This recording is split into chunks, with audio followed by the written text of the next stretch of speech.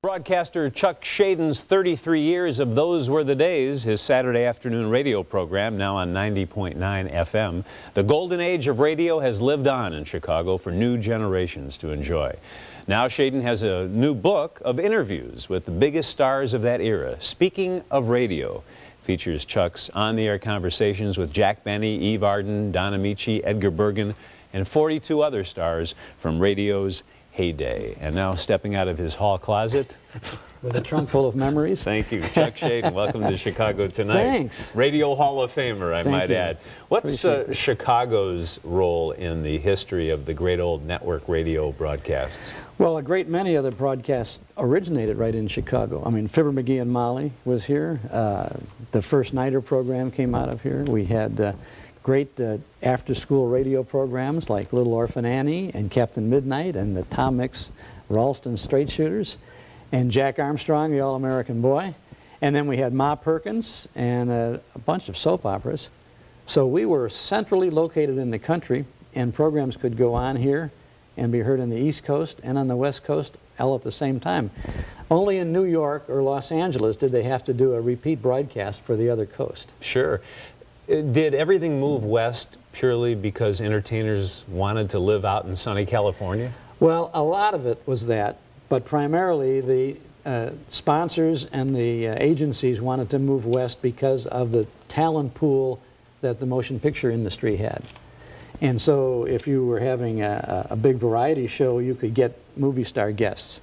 The Lux Radio Theater, for example, which really started in New York, finally moved to Hollywood so they could get all those stars.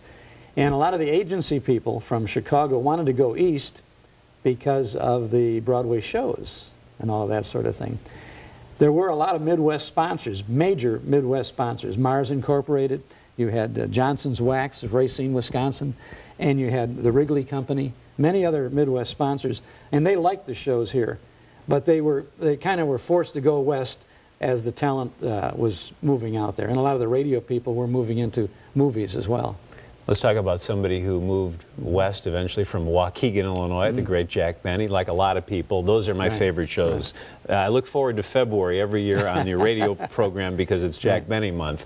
We're going to play a little clip of your conversation with Jack Benny, but let's talk first about the circumstances around your interview. It wasn't long after you first started your radio series, was it? No, I started broadcasting in May of 1970, Bob, and in September of 1970, Jack Benny was going to appear at the Mill Run Theater in Niles. It came and went in our lifetime.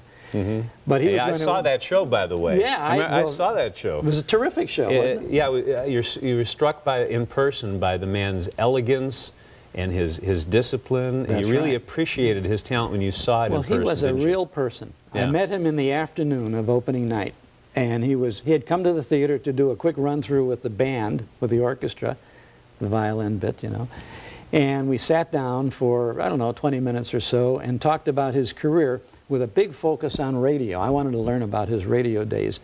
As I'm going through the conversation and asking him questions, and he's telling some great stories about his radio work and how he went to CBS and how he went from Grape Nuts to Lucky Strike and all of that sort of thing. I'm thinking, here I am on the radio with a broadcast of old-time radio shows less than 6 months, and I am face-to-face and talking with perhaps the greatest radio star of all time, Jack Benny. Wow, it was exciting and still is exciting. And here's a clip from an old Jack Benny broadcast and a bit of young Chuck interviewing Jack Benny. The conversation, of course, is in the book, but it's a lot of fun to hear the actual tape. Listen. Oh, my goodness. Here I am, all set to go to the races, and I haven't got any money. I better go down to my vault and get some. I'll be back in a few minutes.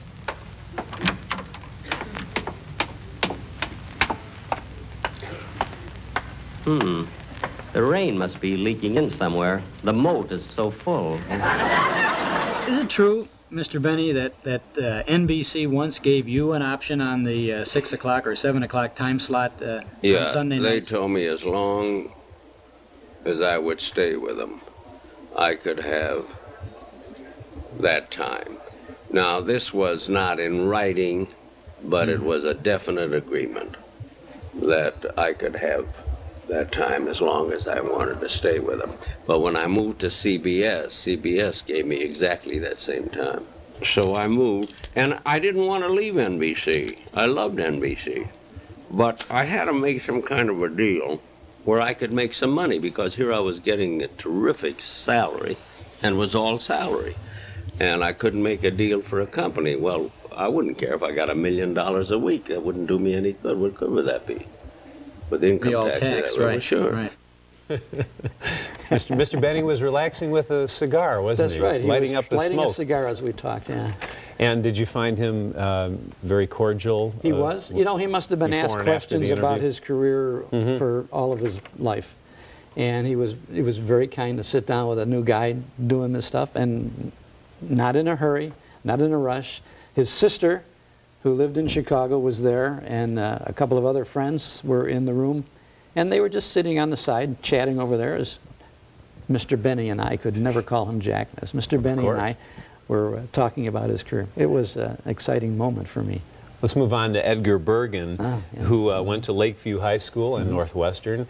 Now, and I've never asked you about this, but I've always been under the impression that Bergen was a difficult man to deal with. Did you sense that? Not at all. Really? Not at all. We met in California on Sunset Boulevard in his office, and he sat at a desk and he put his leg over the arm of his chair, sat back, and told me all about his radio career. I asked how he got started. I asked about how, you know, what about a ventriloquist on the radio? I mean, where did that come from? You know, he started with Rudy Valley, who thought it would be an oddity to have somebody like that.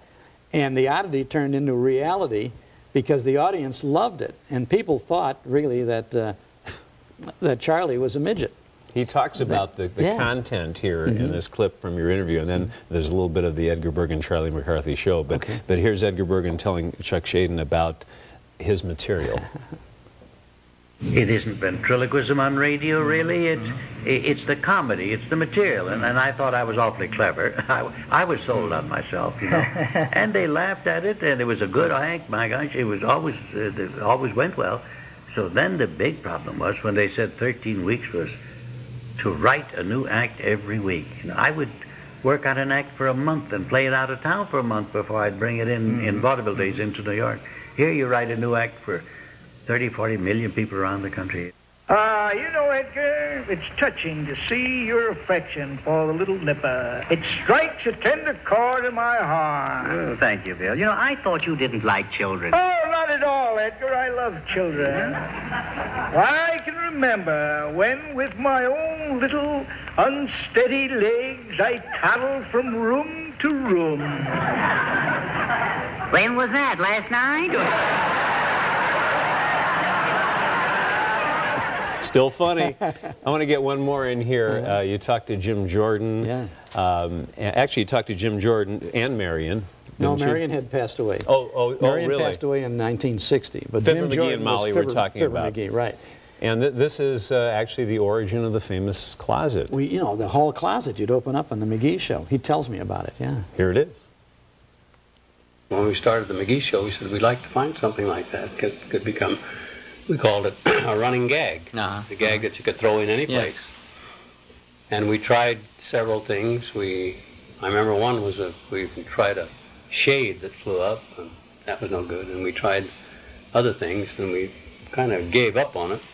In one show, to show how slovenly these people were, McGee went to the closet and opened it up, and all this stuff fell. They had so much stuff in the closet, couldn't hold it, and it fell out. And then we said, well, gee, let's try that. Let's try that again. So we tried it again, and maybe we have something here. Let's do it again. And then later on, a couple more weeks, we did it, and that's where it came from. That's where the closet came from. Well, 9 o'clock is 12, Foggy. I appreciate this a lot. Good. I'll go home right now and start setting it up. I'll just duck out the side door here if you don't... No, that's not the side. That's the hall closet. No, it's